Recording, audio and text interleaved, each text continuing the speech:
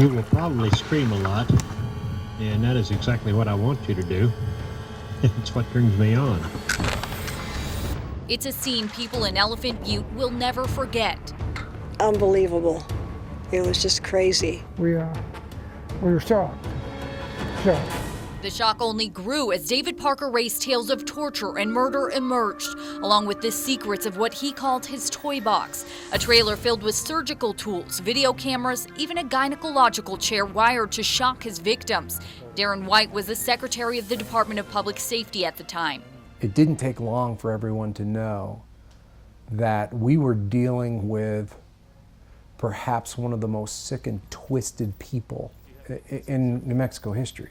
It all came to light in 1999 when a woman wearing only a steel collar around her neck with a chain escaped. She ran down to the next house down here, and they called the police. State Police investigator Norman Rhodes took us to what's left of Ray's place. I'm trying to think of the best way to get out there. Just around the corner from the lake, the property is for sale. The chamber was parked kind of where that propane tank is in that area. Though Ray talked about burying bodies, he was not a convicted killer. Before dying of a heart attack in 2002, he was convicted of kidnapping and sexually torturing women, just like his lesser-known accomplice and girlfriend, Cindy Hindy. Were you involved in any way? No. Kind of, but... Kind of? Yeah. Sergeant.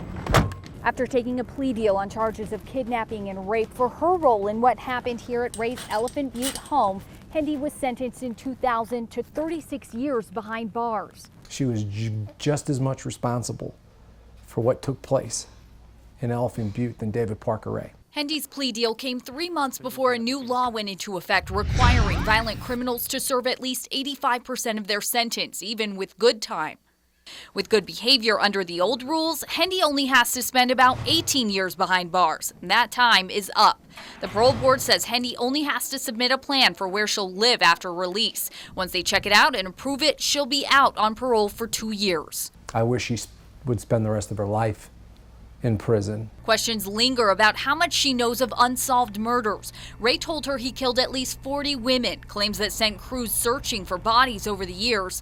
In court documents, Hendy wrote she'd been drinking one morning when Ray showed her where he buried 3 women. Do you think that she does have information that could help investigators? I think she gave us everything she knew. Rhodes says for a chance at less prison time, Hendy went with him to point out burial sites. He never, that we know of, took her to a place and said, right there is a victim that's buried. It's always like, yeah, out over there. And we went out and searched the area. We spent a lot of time, but it's a needle in a haystack.